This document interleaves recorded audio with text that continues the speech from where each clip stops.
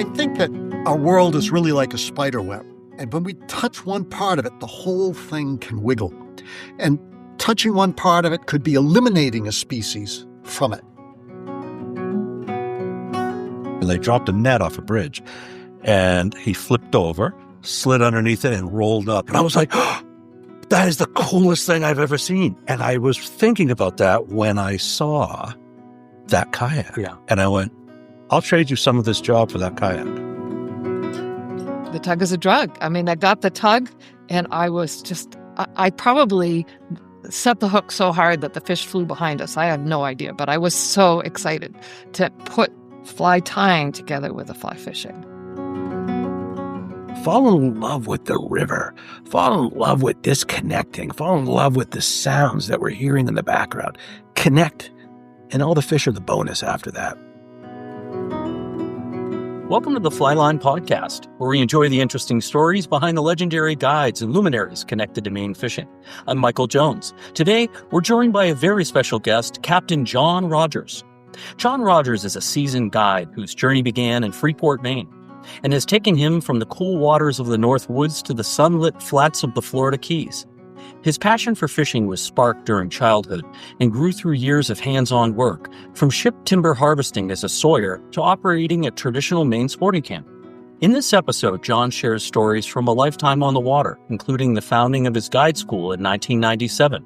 In partnership with the state, the school offers a robust curriculum focused not only on navigation and canoe skills, but also on the core principles of stewardship and resource conservation. With graduates like Randy Spencer, Aljo French, and Nate Bacon, John has helped shape the future of guiding in Maine. John also reflects on expanding his guiding career to the Florida Keys, where he built a thriving winter business grounded in the same work ethic and love for the outdoors that defines his career. Through our conversation, he reminds us that being a guide is about more than catching fish. It's about protecting the places we love and creating lasting memories on the water. It comes with humble respect to introduce the Flyline audience to this colorful and special guest. John Rogers, welcome to the Flyline Podcast. Well, great to be here, Michael. Absolutely great to be here. And you told me you've been listening to a couple of episodes. Yeah, I did. I just finished one with Aljo from up the Rapid River. Quite a character. I met him I'm going to say 6 or 7 years ago. He came to one of my first guide schools, and he came with a lot of stories, and he was already a guide when he showed up. He's one of those guys. I got you doing a little guiding before you actually had the badge. Yeah, exactly. Yeah, I think we've all done that. Yeah. This is, if you're from Maine, for sure. And we all have an Aljo story. Everybody does. Everybody in the guiding world in Maine has an Aljo story because he definitely has touched so many people. Well, thank you for sharing that. And that's great that I want to talk more about your guide school. We'll probably pick up on more specifics about that, John, later on. But before we do that, I just want to back up to you grew up in Freeport. I grew up in Freeport, yes, down on Salt Marsh and down on Mass Landing. I'm sure everybody's probably heard of that. But there's a couple, I call them trout brooks, smelt brooks. I used to call them in the old days that come in, create Aroostook River. Mm. And my dad built a small house there right after World War II with, believe it or not, $600 he won in a poker game in San Francisco before they shipped him into Pacific. He kept $20 of it and sent $580 home to my mom, and he built this little house, which I was raised in, me and my sister, my older sister. And that was my playground, those salt marshes and those trout brooks. And yeah, it's great memories of being on the water. And those little trout brooks, I understand, still have trout in them today. They're calling them sea run brook trout. Yeah, more sea run. And then I experienced the sea run. I had an uncle that lived across the land, and he was quite the fly fisherman. And that's what he did, is he fly fished those brooks right there. And he told me about that. He always claimed that they would change in brooks. Well, I think those fish just live there. Right. They live in that tidal water. They don't come from anywhere. That's where they live. And I can remember every year, because I fished them constantly, every year I would catch some that were different. And they had this little sheen over them. They weren't crisp and clean like you see a brook trout as. They had a little silver sheen on them. So that must have been from living in the salt water, Yeah, I watched a program that was based, I want to say, up in northern Canada. and it was a sea run brook trout fishery. And that's exactly what they pointed out. If they had that bluish, dullish look to them, they had just come in with the tide. And then once they stayed in the river for a little bit of time, they clean up and they take on the look of a brook trout that you and I know so well. Yeah. Right? Real heavy halos and dark vermiculin lines. And Yeah, because I can remember one of my favorite poles to fish, and the mill stream, that's the actual name of the stream, was the tide water was like right there. Exactly. I mean, yeah, it was right there. Yeah. So, yeah, those are great memories. And that's where I grew up. And your dad, what was he doing? My dad started off, and my grandparents, his mom and dad, are from the Azores. Oh, From the from Azores. The Azores. Portugal. Yes. So Interesting. we're only a generation away from that on that side of the family.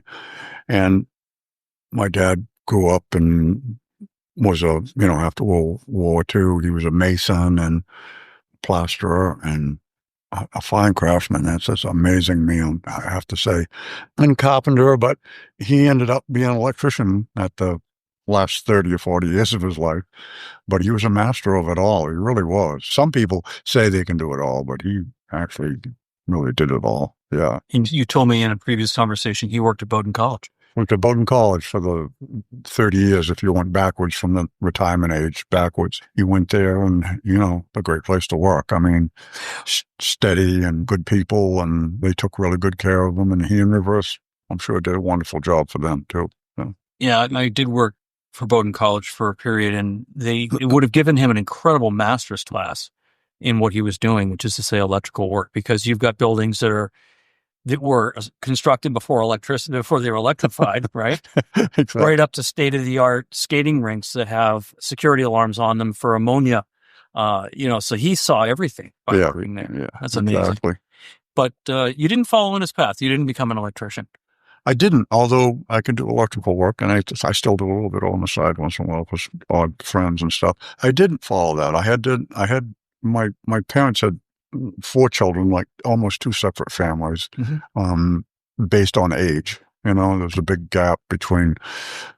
I have a younger brother who's 12 years younger than I have a sister that's even younger, bigger gap than that. So it was quite different dynamics there. But I had visions of being an Olympic ski jumper.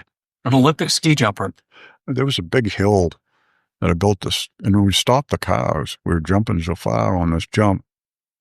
But I came to realize that at some point that wasn't going to happen, based on the fact that I didn't realize, might seem strange to some people, but I didn't realize that we were fairly poor. I was never hungry. I was never cold. Seriously loved. And always clean. But we didn't have a lot. Right. And the whole skiing thing, if you got to have some disposable income to go to ski places. I didn't know that. I mean, as a kid, you just have visions of it. So that never panned out, obviously. And then you get into school and you chase girls around and do all that. The one thing that was constant, though, was my love to fish and hunt, How'd you get started with it? You said believe it or not, my mom had to tell me the story, so I guess I'd have to repeat it, that I caught my first trout when I was like 4 in one of the small brooks. And as I grew up as a kid, I always thought that, man, I'm pretty special. My mom would get so excited when I bring in a mess of trout, on a stick. Well, I was actually adding food to the table. That's right. Unbeknownst to me, I just thought I was the king, But I can remember one time, I think I was 9 or 10 years old, and I saw my uncle's truck parked over by this mill stream that I'd previously mentioned, and there was up above, there was an old granite dam at one time, and it was obviously a mill on it, of some type, and there was some flat water up above that. I fished all the moving water because I learned how to catch trout in it. They call it nymph fishing today, but we called it, you put a worm on it and let it dead drift down, and you'll catch every trout in every pool in the world, right? But anyway, he was fly fishing. I had no idea what that was, but I saw that obviously there's something on the end of his line, and it floated, and a trout come up, and I was done. I was mesmerized by this. And I'm sure he didn't have a lot of money, but he gave me a fly rod, and boy, that was like the best thing that I'd ever had in my whole life. Everyone has their own way of saying it, John. How is fly fishing different than spin fishing? Oh, I find it as zen-like. It's just you and Right. the line and the rod and this. I don't know. That's a really good question. To me, it's a place I love to go in my mind. Right. It makes all that other stuff that's around us just go away, And if you look at the challenge of it, who are you challenging? Just you. That's a nice way of putting it. It's just you. It's nobody else. It's just you. I teach at a lot of different classes and shit and guiding, my guiding experience, and I never have really taught anybody to fly casts, Really? but I have taught them to fly fish, Right. which I think is different. It is. But if I can teach somebody to cast 30, 35 feet, and I can hook them into the fish, I don't have to do anything else. Right. Rest is history. But it is, for lack of I don't know a better word, it is zen-like. It's just, man, I go somewhere else. Yeah. And all the troubles in the world go away. And so you see your uncle doing this. Your uncle? Yes, my uncle. You see your uncle with a fly rod, something floating on the surface, a fish comes up, and it's a highly visual sport. Right? That's what happened. I'm going to just paraphrase what you were saying, is that a lot is going on sensory-wise in fly fishing. You feel the tug on the end. That's tactile. The auditory, at the sound of the water. And then the visual part of it is these fish are largely invisible, right? Even on the flats, right? Exactly. But all of a sudden something happens, and it's hitting every synapse in your body. So anyhow, we can get sidetracked on the romance of fly fishing, John, but you're right. I mean, that's how we all get caught and we get pulled into it. Some people might see someone hit a nice golf swing on a golf course and say, this is what I'm going to dedicate the rest of my life to. You and I took a different path. We saw something happen with a fly rod and just said, it's like a dog chasing a stick. We couldn't stop. No. And the other, I've had the question posed to me before, why do you like fishing so much? Fishing overall, not even just fly fishing, just fishing, but it's never taken me anyplace ugly. No. Ever. And you don't meet bad people along the way. It's a common thing. It's just there's not, when we look around us in the world today, man, I think maybe more people need to go fly fishing. I love that. That's great. So, John, you went through the school process in Freeport. Did you go to school in Freeport? I did. You did. So you got out of school. Did you ever do anything professionally outside of guiding? Yes. As a profession, I got out of school and started a family very young and worked with whatever you had to do. It was a shoe shop first and then a power line. And I worked at a Fairchild Semiconductor, people that put people on the moon and that kind of stuff. But my profession was at 20 years old, I became a sawyer in a sawmill. I started all with an old lane number 1. And hopefully somebody out there listening knows what that is, but it's the old way where there was no hydraulics. It was all Armstrong. But we used to be able to saw up to 40 feet long. I've sawed tapered masts, but I sawed a lot of ship timber for a number of years, along with all the other lumber that people are familiar with, 2x4s and boards and that kind of thing. But the ship timber was what really, really, I really love that part of it. We used to get orders from Canada. This was a mill in Brunswick, Maine, Mariner Lumber. And Mariner Lumber. Mariner Lumber, yeah, started by Everett Mariner. I don't know when, 20s or 30s. Coincidental, his name was Mariner, huh? Yeah. And anyway, we used to get these orders from Canada back in the 70s that were, because there was a big push, I think, the Canadian government was supplying part of the funding for these big draggers. And they used to send a whole sheet and they'd have parts. So you had to go out and find the right log. And 90% of it was oak.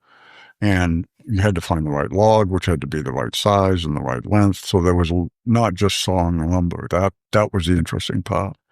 And sawed a lot from at most any boatyard in Maine, we probably sold to at one time or another. The Harvey Gamage, which was a big 3-masted schooner, was built in the 70s, which one of the latter schooners ever built. We built in Boothbay. And I sawed all the pieces for her. I say her, That's right. because every boat that floats should be a her. But anyway, Harvey Gamage named after the Gamage boatyard. But that was my profession for 10 years. And after 10 years, we were sawing a lot of just lumber. And I had this passion in me. I had to do something on my own, you know. Right. And I'd always hunted fish. I had some friends that were guides, so I was sort of guiding in one sense or another, here or there, certainly not for a living. So I went and bought a restaurant, which a lot of my close friends said, okay, he's probably 30 years old, probably he's lost his mind somehow, but I bought a restaurant, which was in Freeport across from Melville Beans in 1980. And if anybody knows the dating of Freeport, that was just before it became a destination. I guess I'd like to say that I was a genius in knowing that. There was quite a lot of luck to go with that. But anyway, so I got into the restaurant business, and it was an established restaurant, and we made it bigger and better and faster and efficient, and I did really well at it, and that enabled me to hunt more, fish more, and even getting my toes wet and guiding friends, deer hunting for a week here, fishing like in the Forks. A lot of that went on in the Forks during that time frame. John, before you, what's the name of your restaurant? The Falcon Restaurant. The Falcon. Yeah, directly right behind where Linda Beans is now. I guess that's, I don't know what it is, some kind of a clothing store now, but that set of buildings behind Linda Beans is the block that I owned. Got it. Not the block, but the property that I owned. And you owned it? Yes. Yeah, you didn't lease it like so many people. I did at the beginning, but then after about 4 years, I ended up buying the property. I didn't want to interrupt you, John, but you said something. We were talking about being a sawyer, basically working in lumber, and supporting the maritime industry, in other words, shipbuilding for a lot of Canadian ships and whatnot. Tell us why they were getting oak from Maine. Well, because we have great stands of oak. And they don't. And they don't up there, right? And they don't. I think all they have is fir trees, I swear. You go to New Brunswick, it's like you go miles and miles and miles. I don't know if they have any. Right. I'm not sure of that. I think that's the thing for the casual observer, in this case, a casual listener, is that, living in central Maine, like you and I growing up here have, we take for granted that not everyone has oak trees. No. And I mean, growing up my whole life, I thought everyone had white birch trees until I left the state. Right? Exactly. Yeah. And the thing is that we're talking about the planking on this was sawn live edge. And the longer they could get it, the better. So we're talking 20, 30 foot long pieces of planking, 12 to 16 inches wide sometimes. Right.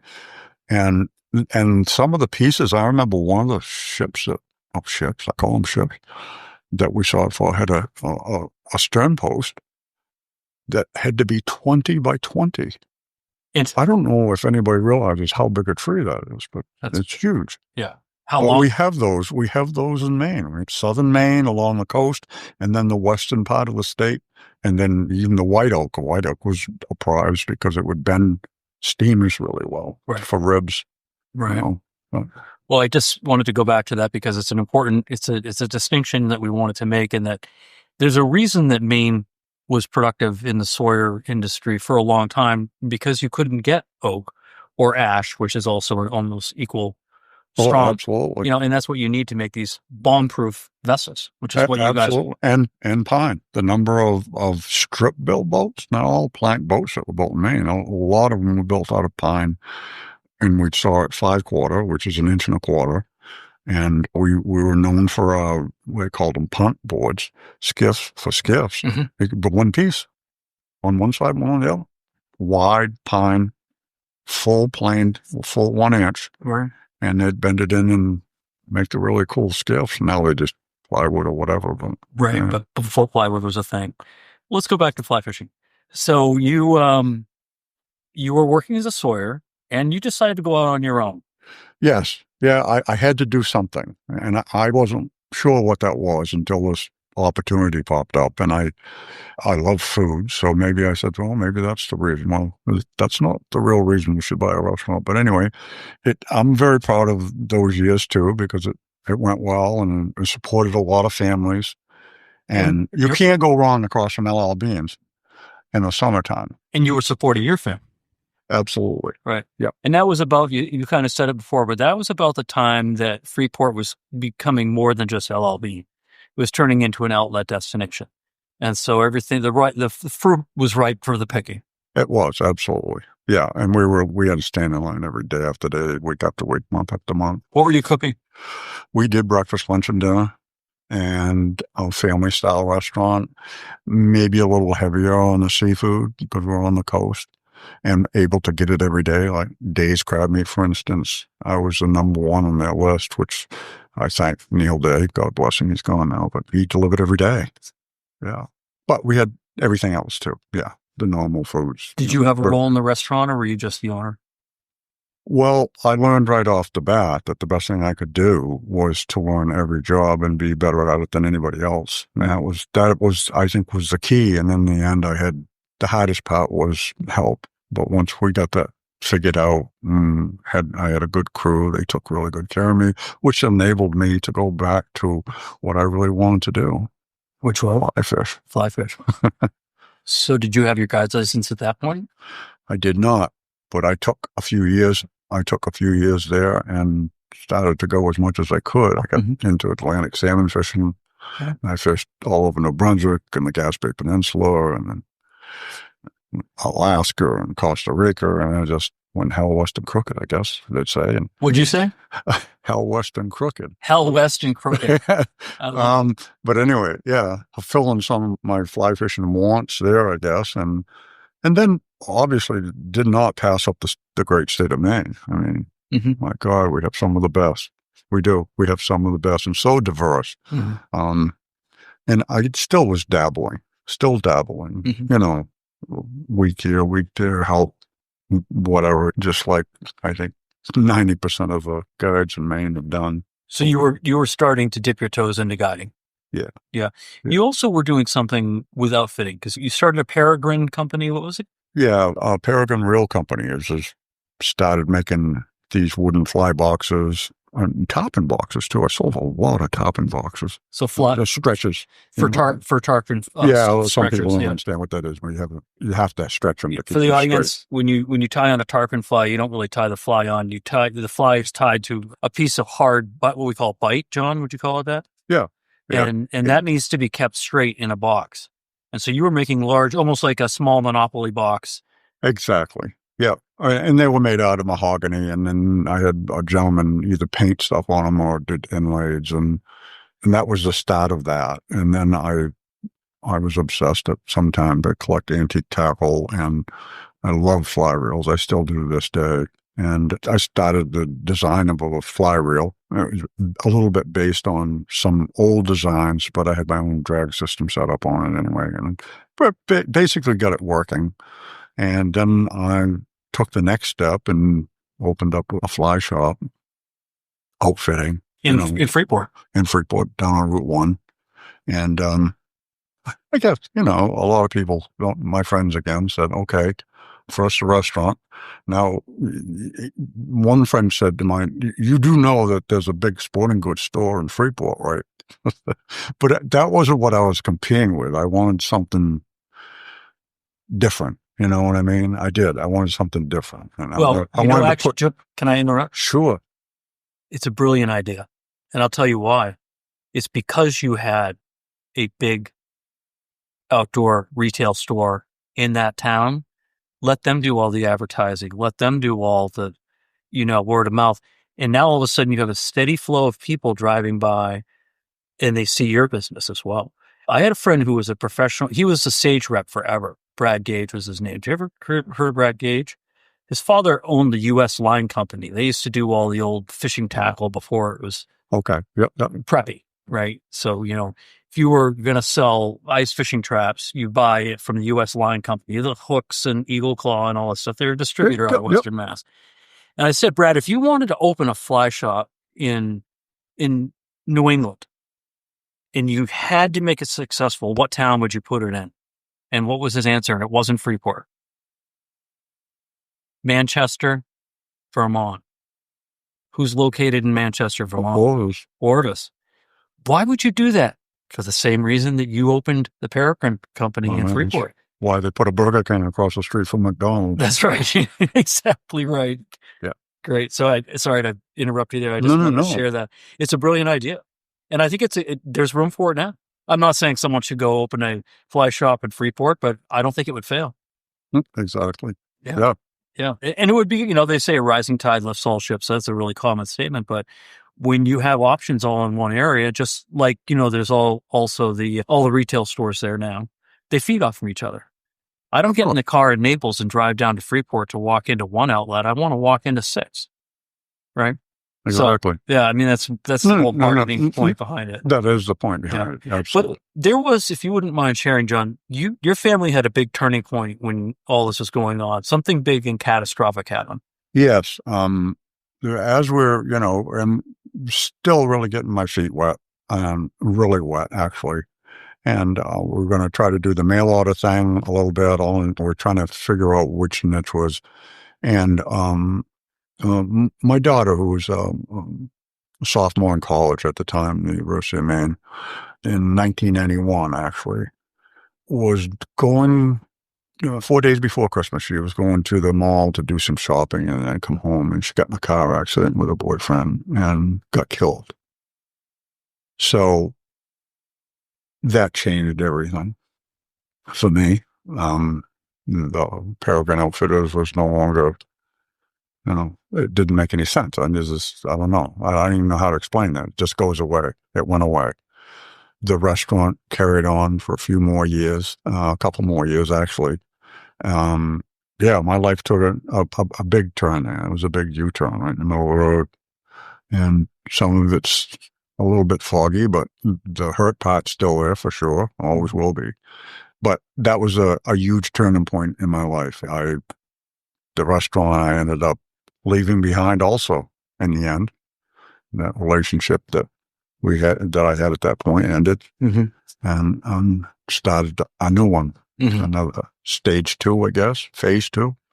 But what it was to go to the woods and lick the wounds, I guess is the best way I could say it. And my wife Tammy had something catastrophic happened a year after my daughter, to the day. That was the ironic part. Right to the same day, she lost her brother. Yeah, and so we just she left her job, and we just hacked up and bought an old set of cabins on a lake and went up there. And I think what we did for a little while was to put our heads down and just work to, maybe dull some of that. I don't know. No, John, you said it really well, actually. I think that we all, I've experienced a lot of grief, not a lot, but enough to know what it is. And only recently interviewed somebody else that was on the podcast. We'll go unnamed, but they were talking about grief, and it resets everything. Yeah.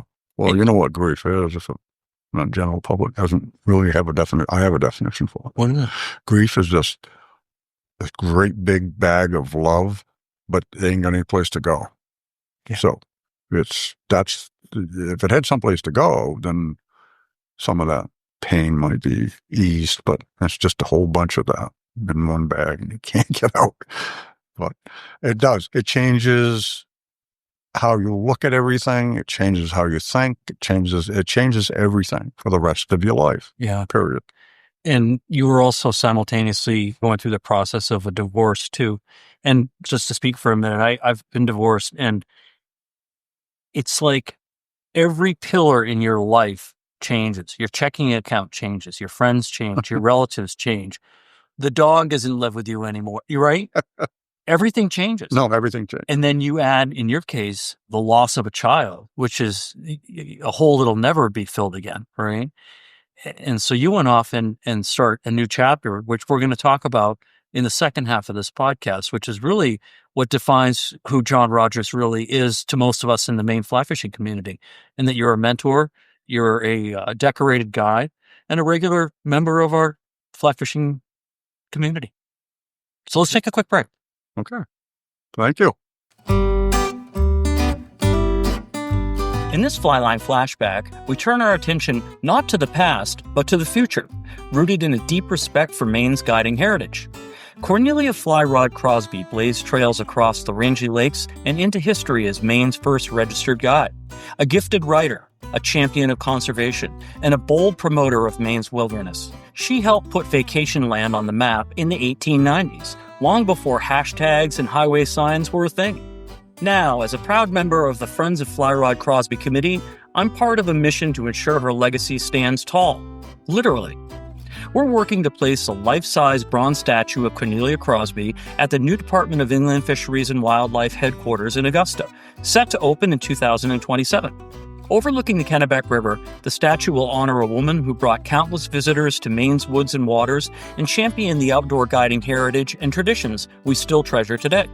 The new IF&W facility itself promises to be an environmental showpiece, complete with green energy, outdoor learning spaces, and public programs celebrating Maine's wilderness, wildlife, and sporting culture. It's only fitting that Fly Rod Crosby, guide, trailblazer, and conservationist, be there to welcome all who walk through its doors. You can help bring this monument to life. The committee is raising the funds for this important monument entirely through private donations. Whether you give at the Parmacini Bell level or the Kennebago Wolf level, every contribution helps honor a woman who helped shape Maine's outdoor identity. All donations are greatly appreciated. To learn more or to make a donation, visit friendsofflyrod.org. Again, that is friendsofflyrod.org. Let's make sure Fly Rod is there to greet the next generation of anglers, hunters, guides, and adventurers. And now, back to the second half of this episode. Welcome back from the break. Let's pick up where we left off, which is you were about ready to take a 90-degree angle with your life. Yeah, Tammy and I both thought that it would be really nice just to get into the woods somewhere, because that's, for both of us to this day, that's just to walk in the woods sometimes just makes your shoulders go down. Yeah. Blood pressure change, I'm sure, and all of that. But so we were looking for some property. And my brother at the time said, I know exactly where there's a nice piece of property. So he told us, and we drove up and looked at it. And it was an old set of log cabins that were built in the 1920s, which makes them over 100 years old now. I just thought of that. And they were for sale. I had called a real estate agent who was not the selling agent, but just because it was somebody that I knew. And we looked at them and we looked at the price and said, oh, I don't think we can afford that, but we could afford this price. So anyway, the long and short of that part of the story is that we made an offer to these people and they accepted it. And it was unbelievable. We closed on it literally in 2.5 hours. But what I like about the story, John, is that they decided to make a deal with you because of who you were and what your vision was. Yeah. Talk about that. Well, they had bought it. They were from Pennsylvania and they had bought it. And they had visions of doing what we wanted to do. Which was? To build them, fix them up, mm-hmm. and turn them into sporting camps. The problem arose when the husband of the couple sat on the front porch, and one of our cabins was literally over the water. He was sitting there one day and he told me the story that he turned to his wife and he says, this isn't going to work. And she said, why is that? He said, I don't even like people. I didn't realize it until I said it out loud. He said, but I don't like people. So how in the world are we possibly going to do this? So when they heard our story, we were ready to go. And this is what we wanted to do. We didn't know if it was going to be a kids camp or a sporting camp, but it's going to be, we want people to come and swim and fish and whatever else. And that was the deal maker, not breaker. That was the deal maker. For them to sell it. For them. Yeah. Because they just turned out an offer for more money. That's right. So off we go. Right. And we moved lock, stock, and barrel into the woods, off grid, no running water. But what the really cool part about this property was it had been sold a number of times over the years. In the 60s, early 70s, a retired state trooper bought it. And he put bathrooms in each building and septic system and a pumping station and a generator. We had to throw the generator because the septic, it was brand new and it seized up. It had never been run in 30 years or 40, 30 years. So we had stuff in place. We just had to connect the dots, so to speak. And my lodge was full of bats and raccoons. But anyway, we jacked it up and straightened it up in the roof and just, we turned it into sporting camps. And John, where was this located? It was in Lincoln, Maine, outside of the town of Lincoln, on a pond called Folsom Pond. And did you give the set of cabins a name initially or at some point? Yeah, we called it Eagle Lodge and Camps. There's just eagles everywhere around the pond. And at that time, like I had previously said, there was no power and there was 2 other cabins on the pond. So it was 2 miles or so off the end of the town road, but you felt like you were, it could be in the middle of it anyway. It could be at one of Libby's outpost camps. You didn't, that's how far off it was. Right. So, we turned it into sporting camps and we went and did a show or 2, which is not my favorite thing to do in the world, but it's necessary. And of course, I had big eyes and said, oh boy, we'll go to Pennsylvania to do a sportsman show. We booked for the rest of our lives. Well, we got 11 to 12 people, but it was like the Facebook thing. We took care of the people we got. We obviously did a good job, and one person told another person. That's how it works. That's how it works. Yeah. It's a slower growth, but it's a good growth. And you can think in our guiding, it works the same way, right? I mean, how many times have you guided a guy that comes in next year with his brother, and then 2 years later, the brother calls you with his son? And you know what I mean? The spider web just continues to go out from there. And it's not about, it probably is more about social media today than it ever was, but what it always was about was word of mouth. And it certainly was that way with the sporting camp. Were you guys members of the Maine Sporting? Yeah. What's it called? Maine Sporting Camp Association? Yep, exactly. Did that help? Yes, it did. I remember the first time I went there and they wanted me to get up and explain who we were. God, I was nervous. You're looking around the room and all the sporting camps that were still known names today were there. And it was like, gee, damn, I don't know. But no, they're great people and they all became friends over the years. And it just one thing led to another. I think the advantage that we had, I really do think the advantage was based around one fish. Smallmouth bass. Smallmouth bass. Yeah. Trout and salmon, good fishing in the spring and in the fall. Yep. That gap in between, go the best of the sporting camps that never fill during the summer. No. They'd have to come up with another plan. We were quite the opposite. So, did I ever thought I was going to be a smallmouth guide? No. But I can tell you that I have, as of last year, I have 1,857 trips on the Penobscot. I'd have to say I'm a smallmouth guide because, hey, it pays the bills. And you got a fish you can catch any kind of method, but it tugs hard, it jumps, loves to eat flies. And from a guide standpoint, we're always going to have fish. We're always going to be into fish. So, and I like, not every day is the best day of fishing for smallmouth. There are definitely days where the moon phases, whatever, or the weather changes and it can really change the bite.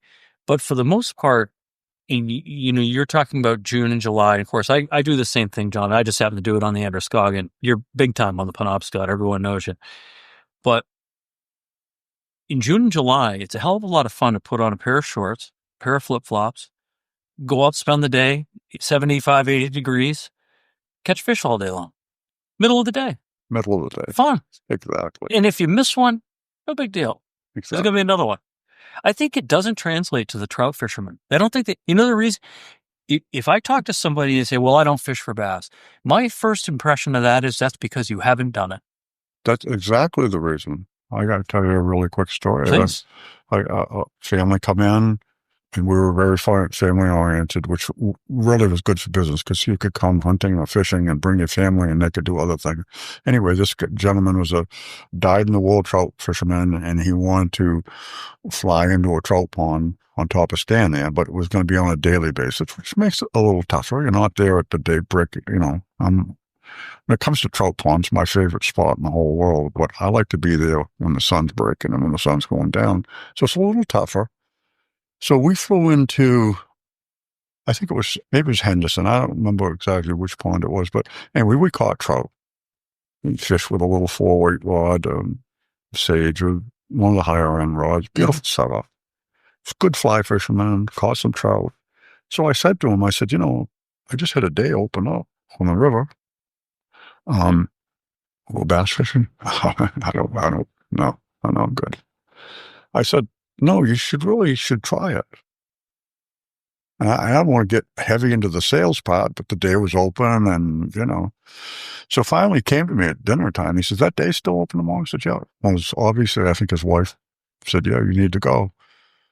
Changed his whole, 100%. So he went out? First fish. Right. First fish. He just turned around and looked at me like, boy, I should have never said what I said about these fish. And he was hooked. Absolutely hooked. And then I had him change. I remember Joel Fawcett, I don't know if anybody remembers his name, but Joel Fawcett was an outdoor writer for Outdoor Life. And he lived in Grand Lake Stream. Anyway, in Bassmaster, he wrote articles and he was a freelancer. That's what he did for a living. One of the few writers that ever came to the lodge that actually I head to the lodge, to be very honest. But he fished a Sneaky Pete, fluorescent orange, from daylight till dark and caught more large smallmouth than anybody I've ever known. Mm-hmm. So I had some Sneaky Petes and I put it on, top water. And this guy was like a kid in the candy store. Mm-hmm. I can't believe it. Tell us about this section of rivers. Don't give me the name because I don't want to do that, but tell me about what makes the sections that you fish magical, because I think I know why. Well, for me, some of the magic is because it's overlooked. It is 100% overlooked, but it's really rocky, and I got runs of gravel and then and lots of rocks, and which means there's fewer people. Yeah, canoe and kayak you can, but everything. People are somewhat lazy today. I fish out of a jet boat, which enables me to get into a lot of spots. But to me, it runs. I don't know. It's right on the edge of. Oh, there ought to be a brook trout here, but there's a smallmouth. That's one of the things that keeps me going there. I like that. It's beautiful. It's beautiful. And it's intimate and it's yours. Not that you own it, but nobody else is taking ownership. It's mine. I can literally, the busiest the river was the years back when we had the lodge. When we got busy, I had 3 or 4 other guys fishing at the same time. I had one of the islands. I used to have a picnic table. I went through the Penobscot Nation and got permission every year through the chief. And I had a picnic table and a wooden box with all my dishes and stove in it because I like to shore lunch type of thing. And there'd be 3 or 4 boats pulled up every day. Not anymore. It's me. There's nobody's. I don't know. They bypass me. Yeah. So it is what it is. I'm not going to try to convince people otherwise. Yeah. How did you discover it? Well, I knew that there was a fisheries there, and when we had the lodge, I had this boat that I called my booger boat. Booger boat? Booger boat. Yeah, my brother named it. It was an old Starcraft aluminum boat. I put in plywood deck in it, and I had a 15-horse Evinrude low-profile motor, and I'd steer it with my foot. Yeah. And I had a guy from Kansas come up, him and his wife, he was a lawyer, and it was raining so hard, the most miserable day, but every big smallmouth in the river decided to eat that day, which makes the guy look like he can walk on water. And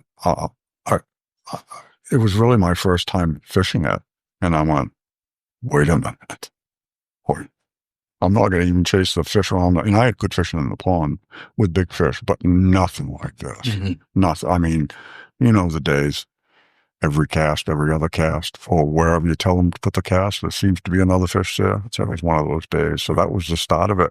And the real kicker is I would pull into the gas station, the local gas station, starting to get recognized around town. Hey, they know I'm the guy from Eagle Lodge, and they'd say, What are you fishing today in the river? You're fishing for those fish? At first, I wanted to argue.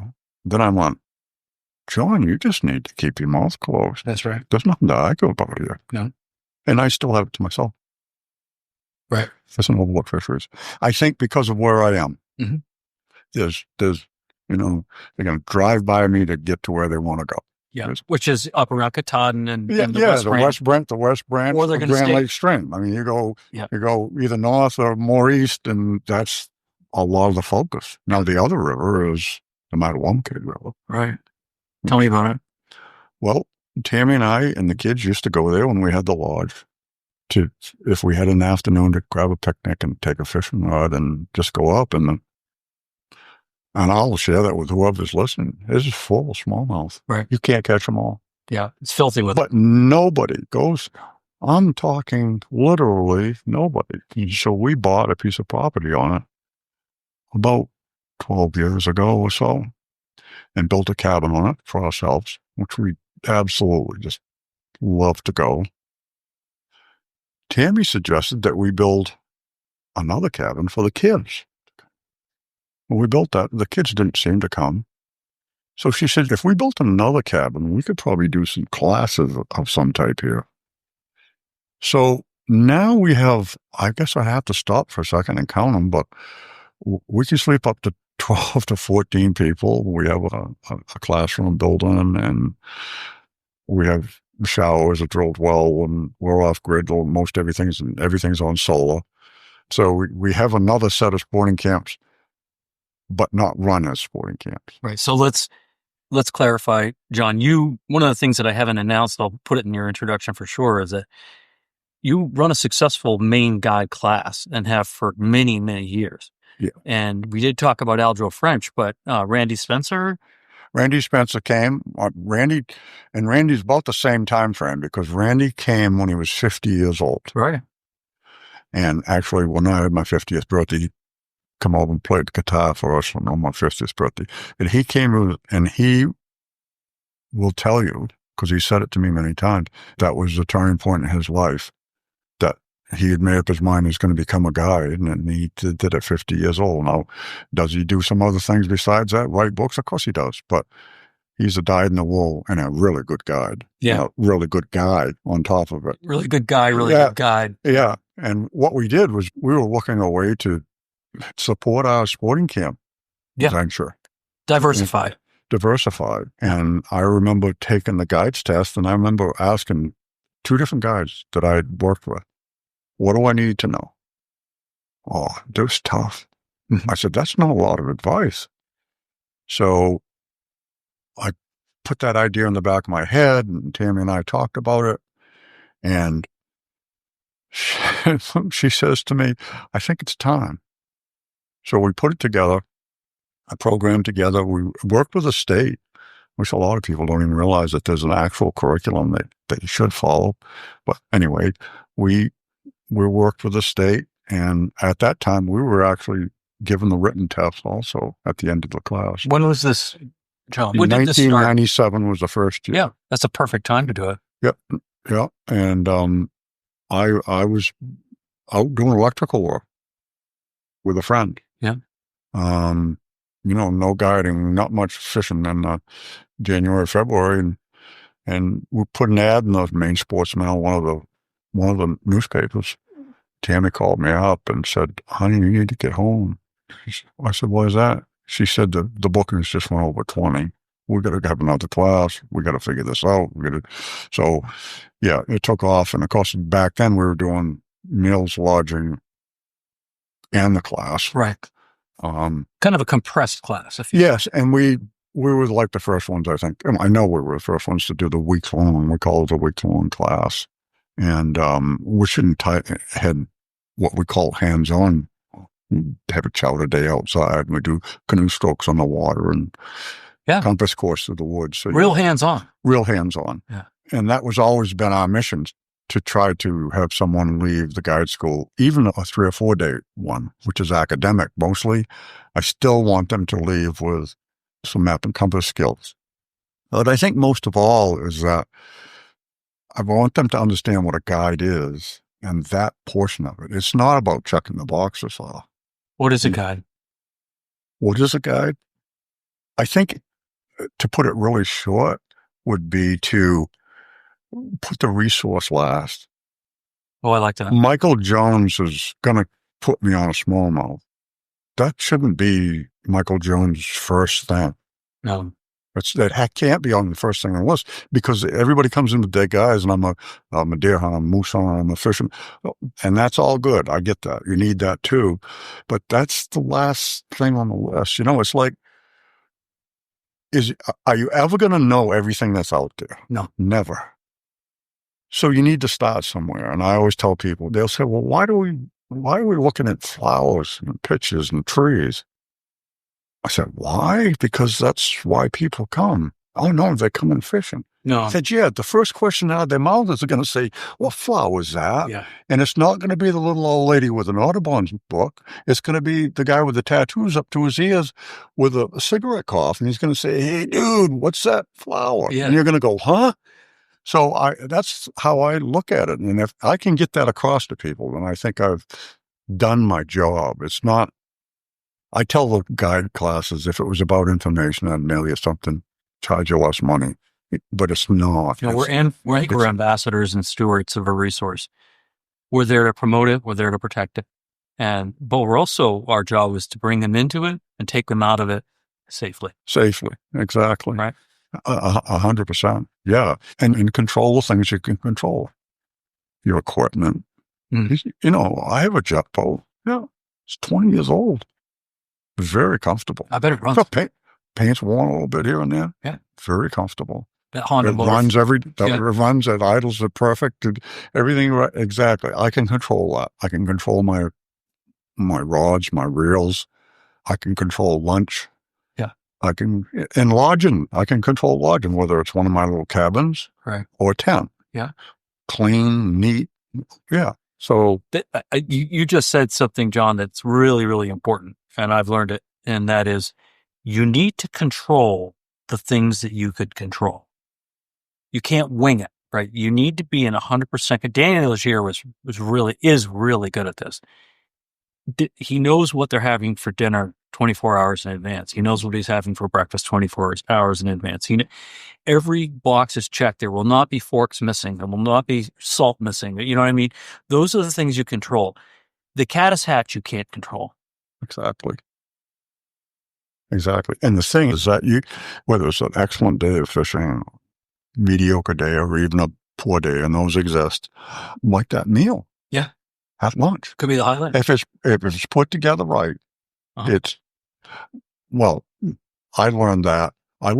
That's a learned thing. Right. Before I had a jet boat, Tammy would drop me off upriver, and I'd float 13, 14 miles downriver in an aluminum bass John boat type thing. And at the end of the day, she'd pick me up downriver at the boat landing, back the trailer in, drive the boat up on people. I'd leave the boat. People in the boat, they thought that was the best thing since sliced bread. The clients. The client. Yeah. Get in the van, we head back to the lodge. Tammy would turn and say, how was your day today? She said, oh my God, Tammy, you wouldn't believe the lunch that John cooked. And the other person would say, I saw 6 eagles. And I'm going, raising my hand over here saying, fishing guide? Oh yeah, the fishing was really good. Now we got to remember, that's what they hired me for. I know. Yet, it's the last thing they talked about. That's right. So, I try to get that through to the guide school. I'm very passionate about guiding. I am. And I'd like to see that come out in other people and understand it. Again, a lot of people think there's a silver bullet to everything. And I tell them, you don't have to have a guide class. You don't want to. am I going to prep you to get through the testing process because it's tough? Yep. But I'm hoping that I can get you to go away with something much stronger than that. I think you have. That's always been our mission. Your reputation precedes you. Your reputation precedes you. Thank you. Yeah.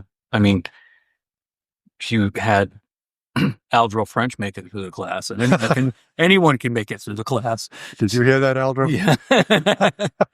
I just take a jab whenever I can get one. It's like if you're in the ring with Muhammad Ali, yeah. they're only going to give you a couple swings. Aldro's pretty good at that. So. Exactly. Yeah. It was a great podcast the other day. I listened to it. It was really good. Yeah. Oh, I said, Aldro, and it's really, that's the best part for Tammy and I is that we can't go anywhere now that was not connected to the guide school to something. We're proud of that. Like you and I were talking about earlier, John, and I get emails every day from our listeners making some complimentary observation about the podcast that they just listened to. And someone said that they had gone to summer camp in 1950 with Aldro French. That tells you how small the world still is, Exactly. Oh, there can only be one Aldro French. I'm like, yeah, well, there is, and he went to that camp in Western Maine, with this guy who was a listener. He used to have something to do with what do they call those things on top of lamps? Yeah, he's a gemologist, is what he is, and those are called filials. That's it. Yeah, a filial. That's the top. Well, you don't see them much. As I'm looking around the lamps in the room that we're sitting in, you don't see them as much, but. It would, if you had a really nice home or place in New York City, all of your lamps would have a filial on top, and it would be a gem cut, right? Yeah, and that's what Aldro did after he came back from the war. Yeah. He spoke about that, and we took him to some friend's house, and he must have been, he had a nerve with us somehow because we went to a friend's house, and that was the topic because they had something on one. Oh, yeah, he would, he picked right up on it. He wouldn't miss out. Yeah, he's like a crow on something shiny. He'd have to go over and investigate that. So let's talk, because there's another element to you that I think you want to tell me about that you haven't told me about. You said there's another story. I think the set of camps is the other story. We really didn't think we'd ever have another set of camps, and here we sat. Although they're not sporting camps, we use them we still do it's according to how we feel, but honest to God is that we still do a couple hands-on guide school, same academic curriculum. And then the other side of that is that we've done a number of, we call them wild women in wild places. So women's only skill building type of thing, no testing involved. And then the other component to the whole thing is my wife, who is a practicing shaman. Now people go, ooh, what's that really mean? Well, to put it in layman's terms and make it really quick is that the practicing shaman, that shamans believe that trauma has caused how you react to things today, what triggers you, or even physical illnesses, which is, if you think about it, pretty close to being right. She has an incredible, successful practice, which flows over into the guide end of it, because she can, and I help her a lot of times, take the people into the wild, so to speak, off grid. Disconnect. Yeah, to go along with everything else she does. So that's another component that sort of has worked well for both of us. So do people come to her? Oh, steady. She's got clients today. Yeah. She has a private practice at home. Yeah. We built a separate studio for her, and then she does classes and gatherings and retreats.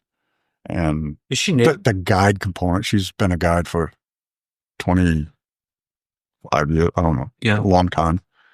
25 years. Is she Native American? Nope. Doesn't. Nope. You don't have to be. Nope. Yeah, no. So her shamanic practices are based on a Peruvian. Oh, yeah. Shamans. Yeah. From Peru. From Peru. Right. Yeah. Machu Picchu. Yeah. Right. Yeah. Amazing. Yeah, we're going there at the end of April. Oh. For 2 weeks. Coming right up. Yeah. Yeah. So I'm pretty excited about that. John, about the fishing in Peru, but no, I'm just kidding. No. Well, no, that's a great description of what your wife does. I'd like to talk to you about one of the things that you and I have talked about is that it's really hard to carve out a year-round living if you're only a Maine guide. I like the way you said it, how you live off your deposits until mud season, and then you start to pay your bills with a credit card, and then you get paid. Keep going. How's it all? Well, yeah, it does. And that's what we did. We did we were very fortunate to be 75, 80% booked in the fall, right? Rebookings. So you got the deposits and, you live off of those all winter, and then you beg, borrow, steal, and put it on a credit card to open up right now, next season, because all of the water you thought you got out of the water lines to the cabins, you didn't, and they all froze anyway. That's just a rule of thumb. And then by the time September comes, you paid it all back. But you've only got this little window to stock up on money and the deposits, and you do it all over again. And as I think it was Einstein said, the definition of insanity is doing the same thing over and over again, expecting different results. But you decided to not follow the definition. We decided not to do that. We did when one of the last winter that we spent all year, all winter before we made a decision to do something different. With all the cabins going, we can do some snowmobile and stuff. We burnt 22 cord of firewood. That in alone is enough to make you want to quit your day job. You're right. It's hard to make a year-round living. Matter of fact, it's damn right. It's almost impossible to make a year-round living only as a fly fishing guide in Maine. It's just the finances don't add up. They don't add up. So you decided to look south. Yeah, we closed our lodge in November right after deer season because we did some fall fishing, but we did moose on bird. Did whatever you had to do to change that and pay the payments, so to speak. So we had an opportunity to go to the Florida Keys, and which I'd been there numerous times on my own fishing, and I had a friend there, and I really said, I'm going to go for it. I'm going to get my captain's license. I'm going to become a Florida Keys guide. And I went to a gentleman, two different guys. One, my close friend. The other guy was Bonefish Bob's. He's originally from York, Maine. Had a fly shop there. And I went in and said, Bob, this is what I want to do. What do you think? And he said, you'll be fine, John. I know who you are. The biggest pain you're going to find is to get your licenses and all that. So I went and did that. And bought a boat, a flats boat. Do you have a place to live? Well, this was really an interesting part of the story. But one of the reasons we were able to go there was this gentleman who was a close friend of mine, Arthur Taylor, who was an artist. Oh, I recognize the name. Oh, of course you do. From Maine. Yeah. Arthur Taylor. Yeah. Anything to do with Atlantic salmon was Arthur Taylor. Absolutely. Arthur and I were very close friends. Yeah. And it was a friend of his. His name was Dick Hall, and he had two trailers. I know Dick Hall as well. Recognize the name immediately. Yeah. He had two trailers on the ocean side in Marathon, and he wanted one of them fixed up. And we could live in the other one for the winters. Well, let's give it a shot. So I towed my bass boat all the way to Florida. And from making the plans and getting there late of October, a hurricane struck. Ooh. Totally destroyed one of the trailers, the good trailer, and filled the bad trailer half full of water. So there was a tide mark on the inside walls, and we walked in, and I said to myself, my God, what have I done? If you're there by yourself, that's one thing. Right? A couple kids, wife, and anyway, my wife is she's incredible. She said, let's get the kids in school. We get the kids in school, we'll come back, and we're trying to talk this out. Let's be logical. And she sets them on a lap in the kitchen chair. And the floor let go, and we went through the floor. And we've never laughed so hard in our lives. And from that day forward, it was positive. Well, this gentleman says, listen, he mailed us a Home Depot card. You get what you need. So we made the place livable. I never put my boat in the water. I went and got a job working on a marina. Yeah. Tammy got a job. I went to class, got my license. Went up down Marauder and fell in love with this little boat, a Mako flats boat, the old one. Mako. Yeah, old one, real flat sides, beautiful, cute little thing. She was 18 foot and had almost a new Yamaha on it. And we bought it and made rack cards. We were used to that promote yourself thing. But I'm from away. But I'm an outsider. It's different. Yeah, it's like us going to Montana fly fishing, Yeah, but you're about to make a glass of lemonade out of some lemons. Tell me how you did it. Well, what happened was I started to get some people, and the people from there, whether they were I call them day trippers. Yeah. They were at a resort, found out who I was and what we were about. And we have a lodge up north. Well, can we have information about that? And the people were up north said, you're in Florida, in the Keys? You got any days open? So the people from the north wanted to come down. The people from the south wanted to come north. And the first winter, we came home with actual cash in our hands to use to open the camp. So the rest really is... Now, don't brag, John. I'm not bragging. No, I'm not. But it's like, as a guide, if you actually have cash in your hands, I think that's grounds for bragging. I think there's bragging rights. So we did. We had some cash in our hand, and we said, okay, this is going to work. And it really enabled us to do the things we wanted to do, not travel the world or become rich and famous, but to make those repairs we wanted, buy a new generator, Caterpillar, and to do the thing, to make things better and improve. And that really worked out well. And the other thing that worked out well was being from the Northeast. People always ask me why I say that. Well, real quick, because the marina I worked at was fairly famous, Hawks Cay on Duck Key. And I left, and one day I came in from a half a day of fishing, and Tammy said, Hawks Cay called. And I said, oh, went there.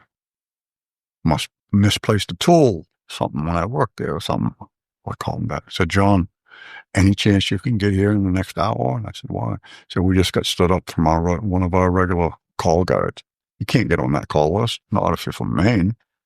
They got 2 resident guides plus, and I get that. That's the way it should be. So I washed my boat up and headed to Hawks Cay. Next day, the phone rang. And it rang again. And it rang and it rang and it rang. Because I showed up. Yeah. The Northeast, the work ethic is strong. And boy, did it show its face then. It really paid off for us. Right. So because you had that Yankee ingenuity, your work ethic to get up every day, all the time, knowing that if you don't go to work, you don't get paid. That's something I learned really young. I mean, I knew even 14. How old were you when you had your first job, John? 14. Right. Yeah. So I worked in a shoe shop after school. I think if you brought a kid to a shoe shop right now, they wouldn't know whether to shit or wind their watch. Well, figure there was there's got to be a law against this or something. Well, but if you wanted to, there is. But I mean, I like the money though. Right? That's why you did it. Exactly. Yeah. And it teaches you in some unsuspecting way, it teaches you work ethic that it just doesn't come to you naturally. Exactly. And you see where, for me, now, if I see someone who needs help, I help them. Because you are always aware of what needs to be done next, because you have to stay busy to stay successful. Yeah. Well, and my close friend was passed, a bonefish guy. His name was Steve K. He was Armenian and brilliant. I mean, brilliant. A genius type of fellow and the best bonefish guide in the world, I swear. I fished with him a lot of times, and I always wanted to go tarpon fishing, which he said wasn't, it wasn't civilized. He said, if you want anything done, always give it to a busy man. I love it. It's true, because it is true. If you give it to somebody that's on the couch, it's probably not going to get done. But you give it to a busy man. I've never forgotten that. Yeah. That's a great... And one more thing. Yeah. He also said to me when I started guiding in the Florida Keys, he said, you got to have a money fish. Always have a money fish. So what's a money fish? He said, it's the one that's going to pay the boat payments. Bring people back. I said, well, what is that? I'm lost. He said, barracuda. Barracuda. He was right. Ooh. He was right. Barracuda. You can always find a cuda. Yeah. And people think, well, they're going to eat everything you throw at them. That's not true. It's not any different than any other fish. But I got really good at barracuda fishing. Big barracuda. 4 feet long. Barracuda with a fly. 4 feet long. With a fly. That's right. I had people that went from, no, we ain't going bone fishing. We're not going to take me cuda fishing. Yeah. That's it. They're big, they're nasty, they fight. And they hit a fly with bad intentions and they take a great photograph. Exactly. Yeah. Because if you're someone that wants to show someone a big fish, that's a big fish. That's a big fish. Now, you know what I would say to that? Your money fish, smallmouth is our money fish. 100%. 100%. Yeah. We talked about how it's not always a perfect day, but it's almost always a good day. Yeah, we have a lot in common, John. It means everything that you're willing to spend some time sharing your story with the audience. And is there anything else you want to add? Oh, this has been a pleasure, and I really appreciate you calling me, and I'm able to sit here and share that, because you don't always get to go all the way back from 10 years old, and I'm really hoping that the people that are listening enjoy this. And if you don't smallmouth fish, and you need to look at that. Seriously. You really need to look at or not. Or not. Yeah. Exactly. No, my point is that I think it's a well-kept secret that we both enjoy and our clients enjoy. I always like to tell people that people get on jet planes to come fishing with me for smallmouth bass, and people right here in the state lift their nose at it and say it's a 4-letter word. Bass, 4-letter word. I think, you're missing the ship. No, I have people come from the few people I'm guiding this year. Texas, Florida, Pennsylvania. They're not from Bangor, are they? No. They are not. Not that I do guide a few local people, Maine or New England people, but no, I have a gentleman from Florida. He's a retired New York detective. I've fished him for 30 years, salt and fresh. Mm-hmm. So I tell him I fishing too much, but he fishes with a 4-weight Orvis fly rod. Mm-hmm. Same rod he's used forever. 90% of the time it's topwater, and he just never gets enough of it. Smallmouth. Yeah. And I've taken him into trout ponds. He said, "Oh yeah, that's fun. Let's go back to the river. Let's go back to." I do the river, and I have a bunch of flat water that I like too. Yep. Yeah.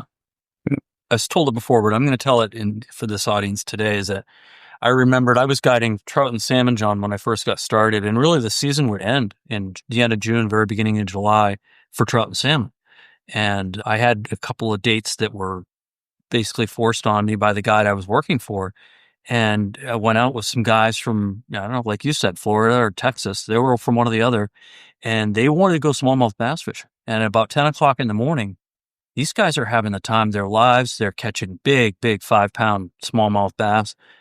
And I'm realizing I'm surrounded with blue ribbon smallmouth bass water and have been my entire life. Mm-hmm. And I said, I just figured out what I'm going to do in July and August since really beginning of September. Because what else can you do with a fly rod during that time in Maine? I've always said the best thing that could ever happen if I could change the seasons would to have 3 Junes. Yeah. Yeah, 3 Junes. Yeah. I mean, everything eats in June, right? Everything's happy in June, and then things change. Yeah. But I'm fortunate. Tammy, my wife, loves to fish also. When we chase smallmouth a lot, and around the Lincolnville area, we have canoes at home. So we chase some of the largemouth around just because we can go for an evening paddle when it's the paddle we go for. The fish is the secondary, but they don't compare to a smallmouth, but it's better than sitting on the couch. Yeah. Yeah. Well, John, thank you for your time today. I really appreciate it. And thanks for sharing your life story with the audience. Oh, thanks for having me, Michael. That brings us to the end of this episode and the close of an incredible 3rd season of Flyline Podcast. I'm Sherry Maines, Michael's partner and executive producer of the podcast. Michael and I would like to extend a heartfelt thank you to our guests. Thank you for trusting us with your stories. You've helped preserve the legacy of Maine's fishing community in such a meaningful way. To our listeners, your support, encouragement, and love for these stories mean everything to us. And to our sponsor, Geiger, thank you for helping us bring these voices to life. We're so grateful for this community and can't wait to bring you more conversations next season. In the meantime, visit the blog section of our website to enjoy photos and contributions from our guests and experience all of our episodes at flylinepodcast.com.